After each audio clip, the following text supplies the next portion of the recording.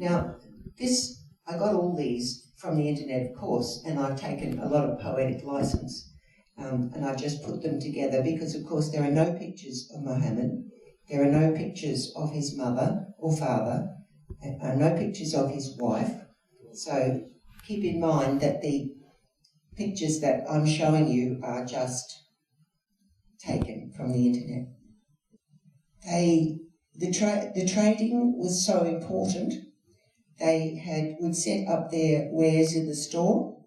They would spread them out. The people would get to know the traders, and they would bring their wares to them.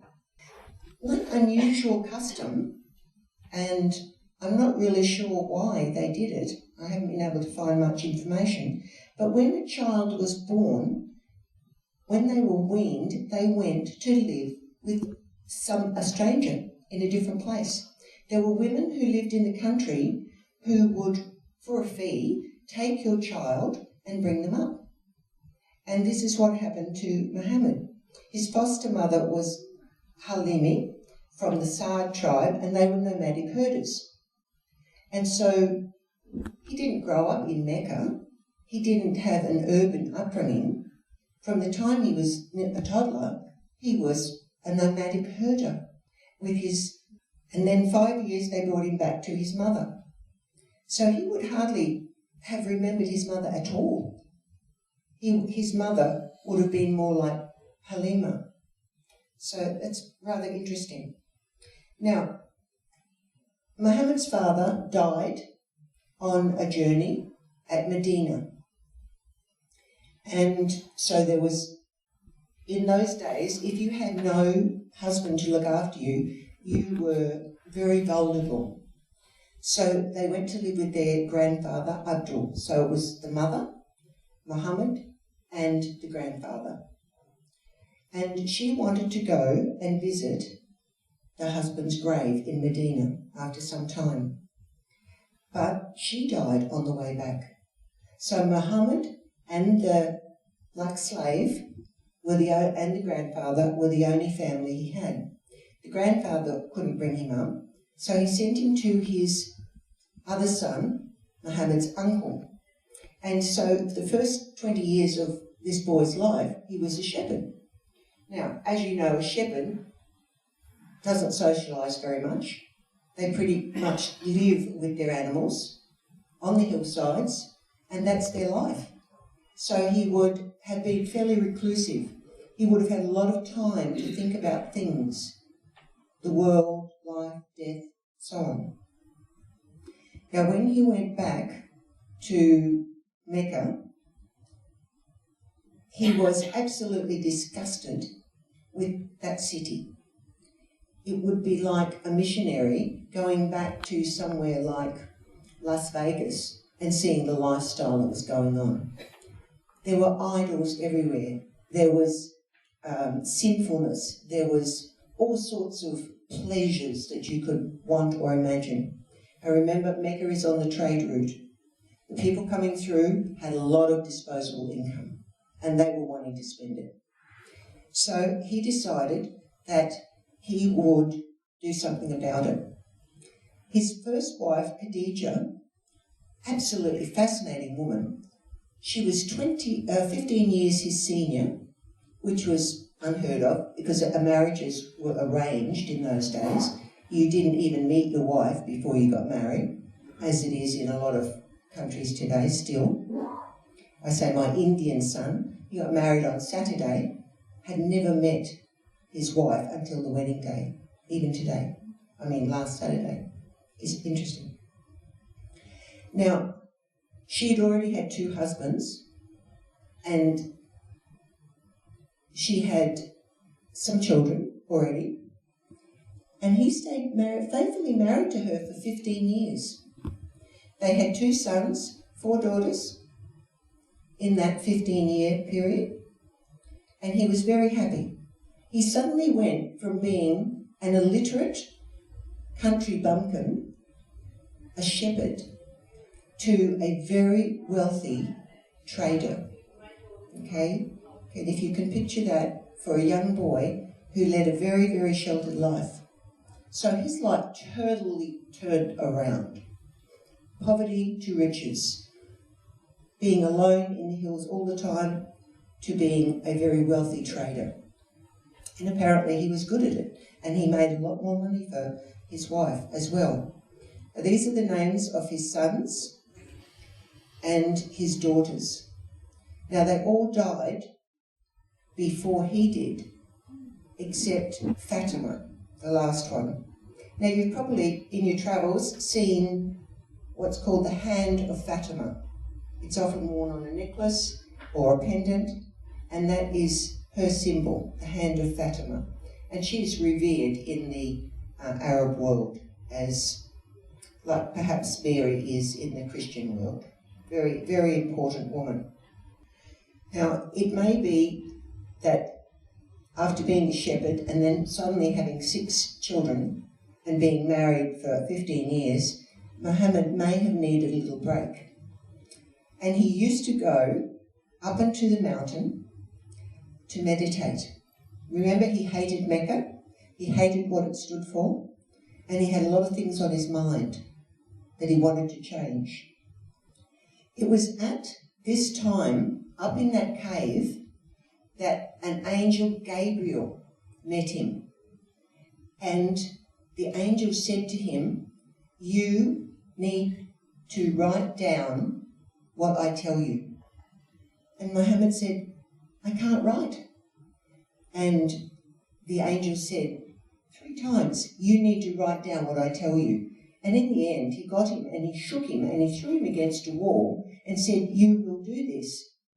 Now, poor Muhammad, all he'd done was gone up to this cave to get a bit of peace and quiet, and here's this person giving him a really hard time when he couldn't do what he was asked to do. So he went back to his wife, who was very sympathetic, and said, "I have a problem here." Well, he didn't say that. He was shivering and he was suffering from a terrible state. And he said to her, well, it's in the Quran, I'll read it. "You who are wrapped up, get up and warn people. Glorify your Lord and keep your clothes pure. Avoid idols. Don't give in charity, expecting anything in return. From your Lord's sake, be patient." And that's from the Quran, 74, 1-7. Now, Khadija always stood by him, and she said, "Everything will be all right. You've been an excellent husband, an excellent father. You've never done anything wrong to anyone. That you're not going to be punished for something you can't do." Okay? Because he was worried that because he couldn't do what this being asked him to do, that something terrible would happen to him. Now, remember, Christianity has had a long foothold. Judaism, and then all the people who became Christians were Jews. So there's no such thing as an original Christian in the early days. They were all Jews. And they were all over that known world. There was no place in those days where people couldn't travel to. You were free to travel. So there would have been Jews, there would have been Christians, there would have been Hindus, there would have been all sorts of people in Mecca. But for Allah, he wanted no idols. There was only one God. Whereas in Mecca, there's a place, have you heard of the Kaaba? The Kaaba in Mecca, where Islamic people go for a pilgrimage once a year? It changed a little. I got a picture somewhere of it. And I couldn't understand why it was a holy place. But then I came across a picture, it was just in a tent, but Muhammad was holding it, and it was a very large piece of what looked like a meteor. Now, if you can think, a couple of thousand years BC, something falling from the sky would have been revered. It was a sacred stone. And people in those days worshipped trees and rivers and the sun and the moon. So this meteor falling from the sky was a holy thing, and they put it in a special place. It's supposed to still be there now, and I can't see why it wouldn't be. Okay? Just the building around it has become a little more lavish. In Mecca, there was no accountability. If you could afford it, you could have it. The total difference between a Western culture and an Eastern culture is the clan and the family. We say we're Australians.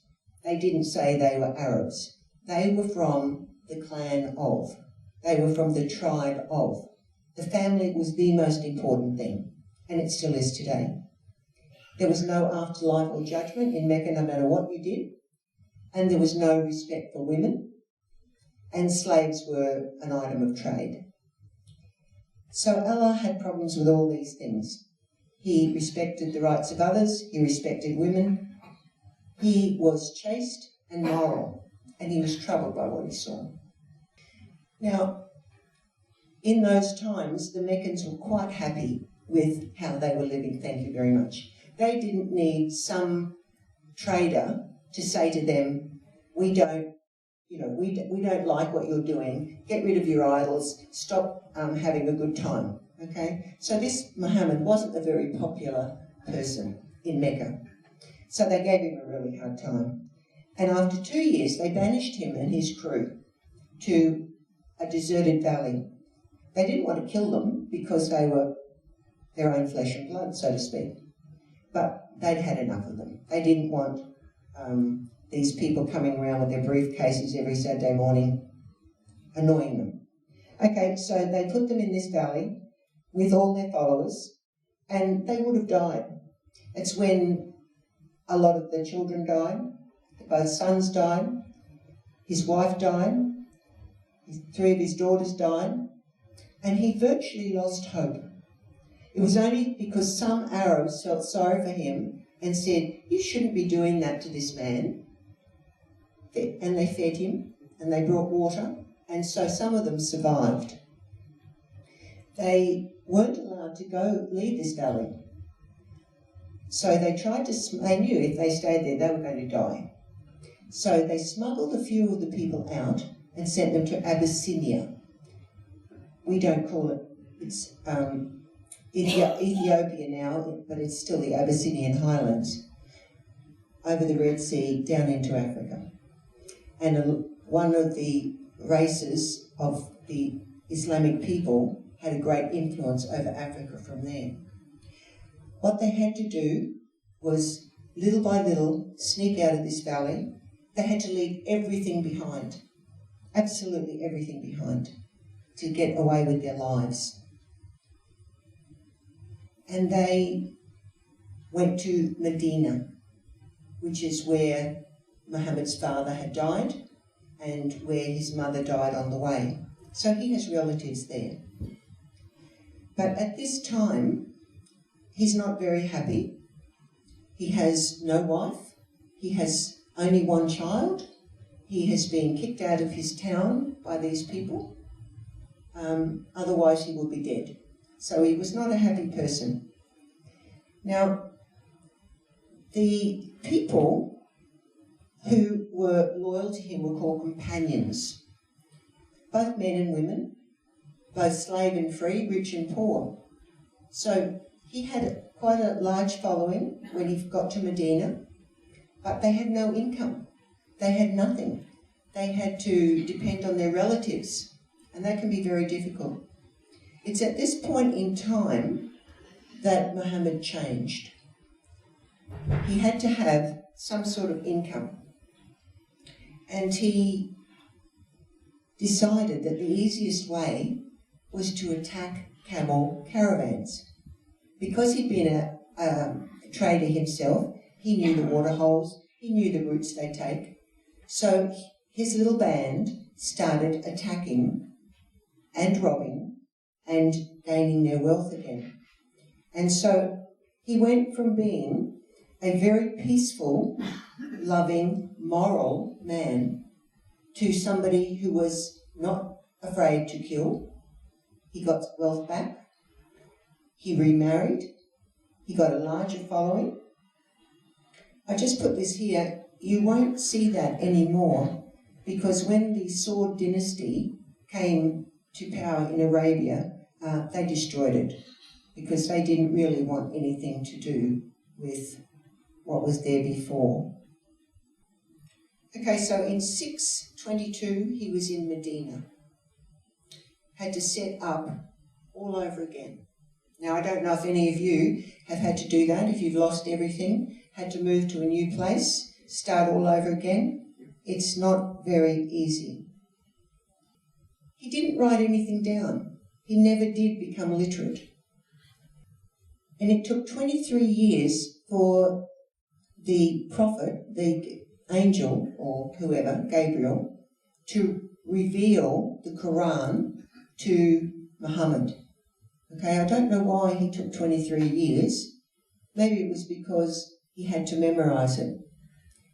He would have a meeting with Gabriel, and then he would go back to where his followers were, and they would listen to what he said. Remember, in those days, a lot of people couldn't read or write. It was an oral tradition, and people would go around singing or writing poetry, and then it would be transmitted from one place to another by oral traditions. So they were very good at remembering things. But it wasn't until 150 years after Muhammad died that they actually wrote anything down, his first biography. So in that 150 years, you might get a lot of discrepancies. And it wasn't just one companion that wrote things down. A lot of them wrote things down. They fell out of favour with one another. So one companion would get the upper hand over the other and burn, rip up, bury, whatever, what had been written. So what came down in the Quran is oral tradition that's finally been written down. Now, what's interesting about that, though, is it's taken as the word gospel from our culture. The people, it is their sacred book. A lot of people are in jail around the world now because they have desecrated the Quran, whether they have or not. If you put it below your knee, it's desecrating it. If you put it anywhere on the floor, it's desecrating it. So you don't actually have to do anything deliberately to it. If you just do it in ignorance, it's still a crime punishable by death. Now, they don't kill people particularly, but it is a lengthy prison sentence. They would put it on a high shelf. They would never just hold it in their hand. They would put it on a little stool. It was a sacred book, totally 100% sacred. Probably it's more extreme than any other religion. Every religion has their sacred writings, their sacred scrolls, their sacred books. But that's carried right up until this day. And that can be a problem. The children, when up until they're 12, they can memorise it. That's their job. They go to school, to the Quranic schools, and they learn it by heart. So by the time they're 12, they've got a whole book memorised. Most people couldn't read. Even if they could read, it was only written in Arabic. And so if you came from any other part of the world and couldn't read Arabic, you couldn't read the Quran. So they were encouraged to memorise it. Only boys, of course. Girls had no share in this. It was only a male thing. There are 5 pillars of Islam.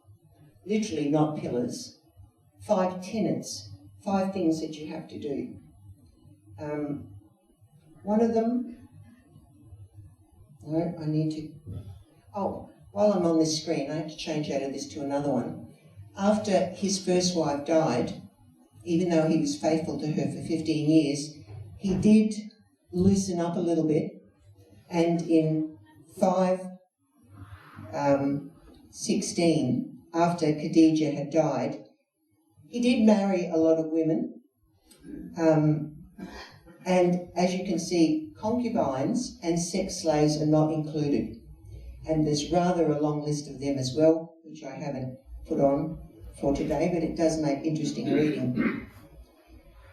He maintained that it was the will of Allah because there was no social security. If you were widowed in that time, you had no one to look after you. You were at the mercy of everyone. So some of these marriages, Muhammad has said, was a benevolent gesture, okay? Something that's interesting though is Aisha, his third wife, he received a message from the Almighty saying that he saw a picture of Aisha and the message said, this person will be your wife. And the message came to him twice. Now the only problem with that was at the time she was 6. And so he betrothed her, and then when she was 9, he married her. And there's a part of the Quran that says, it is best that your daughters do not see their first blood in your house, which means when they reach puberty, they should already be married and in somebody else's house, okay? And so whenever a child, a female, reached puberty, they were to be already married. That was the cultural norm of the time. So children went from being babies to wives. There was no in between because there was no schooling. There were no jobs for women other than being in the home, and they had no rights. A woman's testimony was only half that of a man, and there had to be 4 witnesses to any action that was perpetrated against a woman, which is very difficult to come up with 4 witnesses. And women had no say in the man's household. If you see an Islamic woman today, you may see them wearing a lot of jewellery. They'll have a lot of rings, they might have nice gold necklaces, gold pendants. And this is because that a man could say, I divorce you, say it 3 times, and that was it. She was out. He kept the children because they were Muslim children. She had no right to them. They were his children. So if you went through that situation and there didn't have to be a reason. I mean, if he just fancied someone else, he would divorce you and marry the next woman. So you were out in the cold. Okay, so it's a very, very different culture to what we live in today. There you can see the part of the world where there's Arabia. You can see the Quran on its little stool. And the black box is actually Mecca, where they go for their Hajj or pilgrimage. There's a cave right up high in the mountain where he would go. And even though Muslims are very strict and adhere to it, what tickled my fancy was there's even a little bit of graffiti up there. So I thought, somebody else other than a Muslim has been there, because they wouldn't do that. It's just not done. Here's a representation of the angelic being speaking to Muhammad. I won't talk about the night journey, but it is significant in world history at the moment. He rode a mythical winged horse from Mecca to Jerusalem. And it is where he touched down that is now the Dome of the Rock, where there is that fabulous Islamic gold-domed. Now the trouble with that is it's claimed by 3 religions as their most sacred spot in pretty much the whole world. So if you follow Israeli history, Christian history, and Islamic history, that is a very difficult place to be. And that he claimed that because he was to go to the closest mosque. But there was a problem because at that time there was actually no mosque in Jerusalem, but it's where the mosque is now. And he also, in the one night, went to heaven, to the 7 layers of heaven, and met a lot of people from the Bible and spoke with them. And you can see angelic beings, you can see the animal he rode. He went that great distance in one evening. Now, Mecca has always, as I said, it's always been a very important place. Even in 1850, when it was under the Turkish Ottomans, it was extremely important. And you can see that black box in the middle of the walled city, okay? That's still where the sacred stone is. That's where the pilgrimage goes to. That's his tomb in Medina, rather the mosque in Yathrib. There's the mosque at the Dome of the Rock and another picture of the horse. Now they've got it there with a face of a person, but one of the readings I was doing, it said, and the horse had a beautiful face. So I think the translators thought, well, horses don't have beautiful faces, so they put a person. But as you know, horses do have lovely faces, but we've got a horse now with a human face. I have to admit the Islamic tradition of building art, their culture, is absolutely stunning.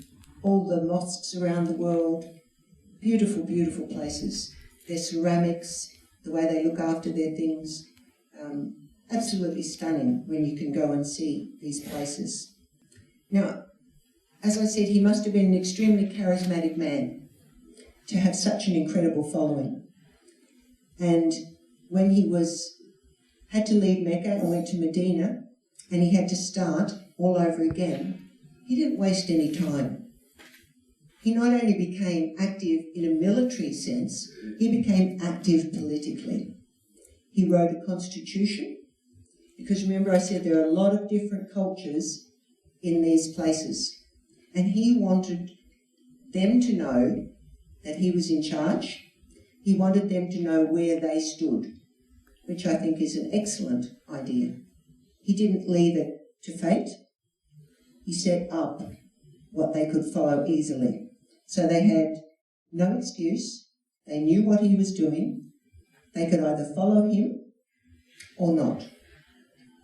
Now, however, there was a problem with that, because if you didn't follow him, you had another 2 choices. You could leave the country, or you could become Islamic. Actually, no, 3 more choices. You could leave the country, become Islamic, or be killed. So you had a choice. Same today. The people in Libya had a choice. You could swear allegiance to Islam, or you could die. Simple choice. It's yours to make.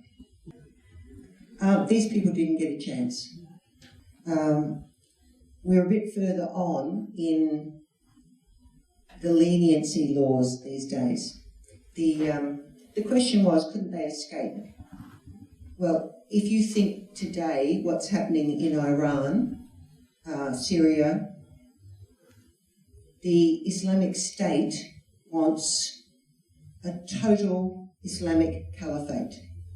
They believe that their Messiah is coming and that he will be taking over the whole world, and once he is in place, there will be peace on earth. And that's what they're after. They have an excellent mission. They're on a mission to do just that. But their tactics, if you are not full on for them, have dire consequences. I mean, even today, if you are in Saudi Arabia and you're not a Sunni, there's a problem. Arabia is for Sunni Muslims. If you're in Iran and you're a Sunni, there's a problem because Iran is full of Shia Muslims.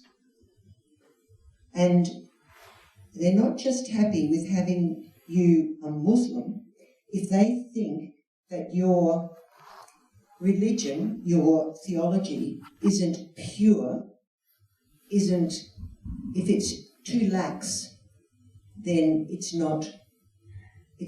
shouldn't be left.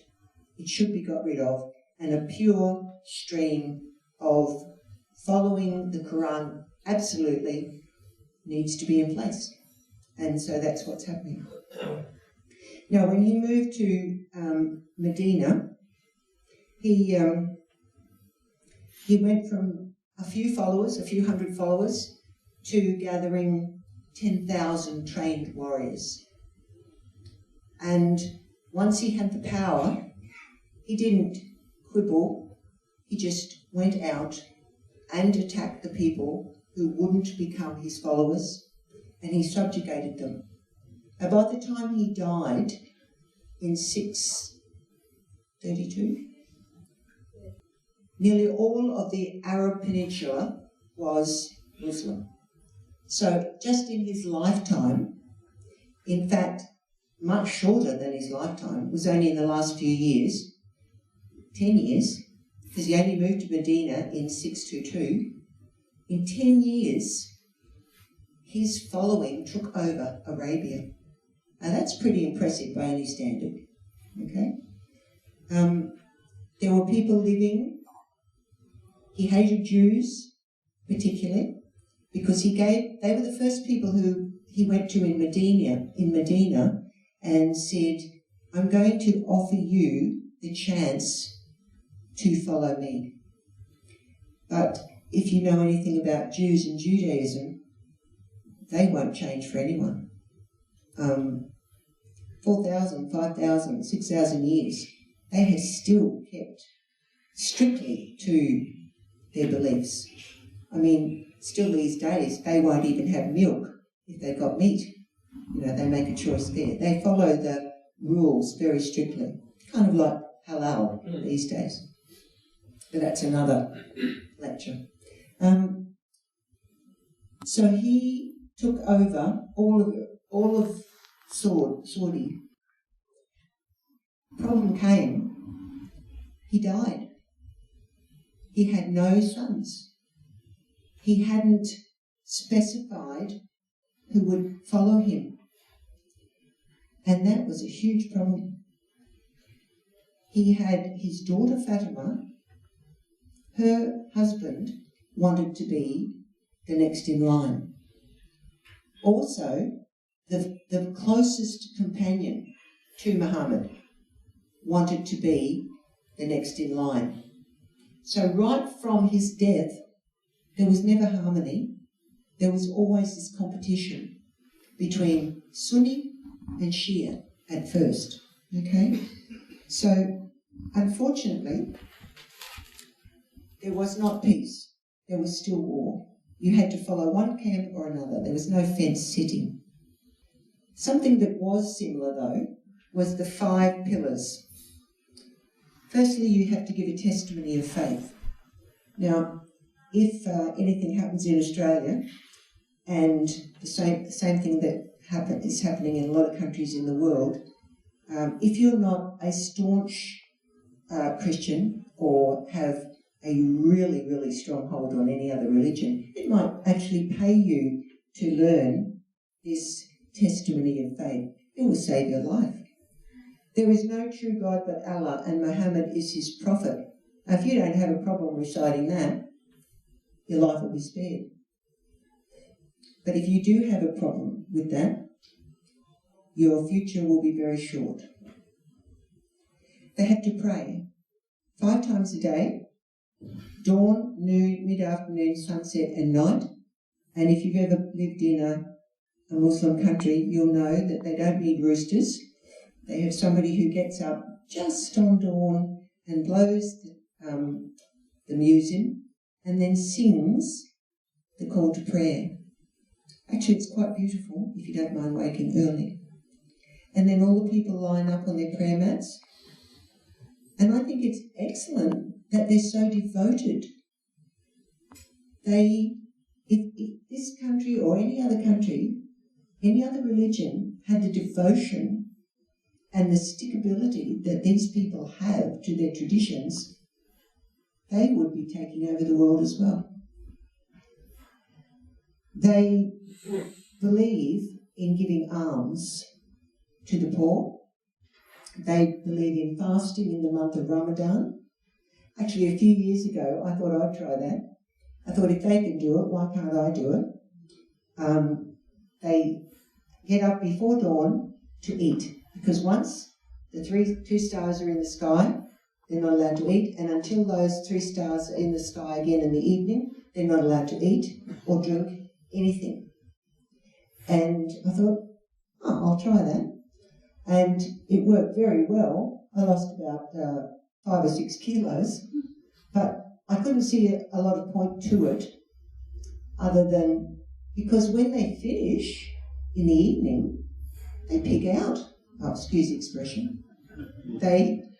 They celebrate lavishly with their male friends, with their family, with their children. It's like our Christmas holidays. All the shops are shut for Ramadan.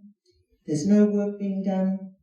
Too bad if you're not a Muslim in a Muslim country, and if you're seen eating or drinking in daylight hours, very serious consequences. Let alone, you have to wear the right gear as well. So even though they fast during the day and pray, then at night they make up for it with lavish feasts. Okay, so it's the daytime.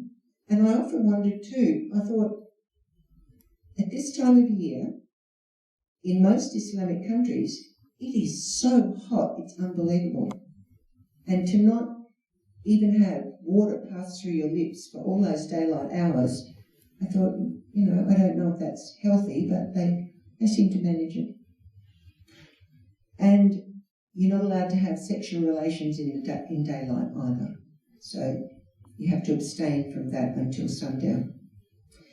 Another requirement, once a year, they had to broaden this a little bit, because I thought, what about people who are disabled? What about people who have a handicap, either mental or physical? So it's actually been changed quite recently to, if you are able, you make a pilgrimage in your lifetime. And that's to Mecca. There's the written statement. There is no true God but Allah, and Muhammad is his prophet. It's rather beautiful from a cultural perspective. And you see all the people lined up on their mats blocking London traffic at peak hour, but it doesn't have to be that way. You can pray anywhere, anytime, when it's the time. You give to the poor, but that's not usually very concerning, because in those countries there is so much oil wealth that there really aren't very many poor people. So what they've changed it to is giving gifts to your relatives, like Christmas. Okay, so it's a lovely thing when you go visiting to have dinner, you get nice gifts given to you. That was just representing alms giving. He has his hand reaching out to get the money. I like this. It shows the devotion of the children. Mind you, they don't really get a say in it, but then our children don't either in really what they learn.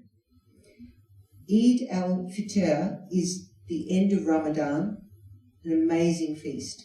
And it's at that time that that devout Muslims believe that Allah will reveal himself in dreams and visions, and that he will show them how to be holy, how to follow him, how to follow his way.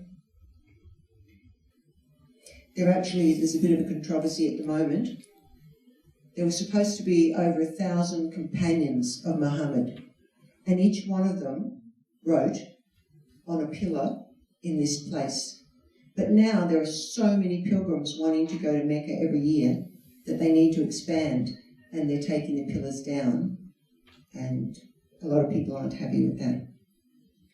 But certainly a lot of people following Muhammad's rule. Now, I said I won't go into the list of wives and concubines, so that's every airport, every mosque, everywhere there are Muslims have facilities for ablutions. Your mouth, your face, your feet, your hands, 3 times. I was a bit cheeky, actually. I was at Dubai airport and I saw prayer room.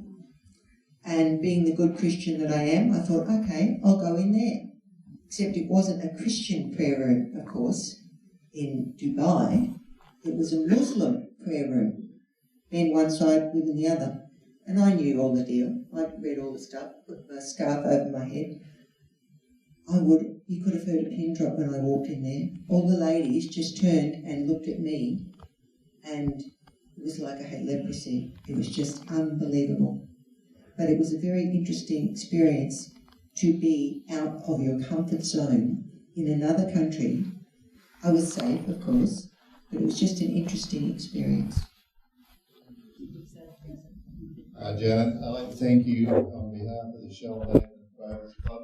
I found your talk so very interesting, and it's also provided us with a lot of information that we didn't know before, and it's hard to judge things unless you've got sort of knowledge, and you've provided us with that knowledge. So I thank you very much for that, and I'd like to present this a little something to you for your talk today on behalf of the Sheldon Rovers. Thank you very much.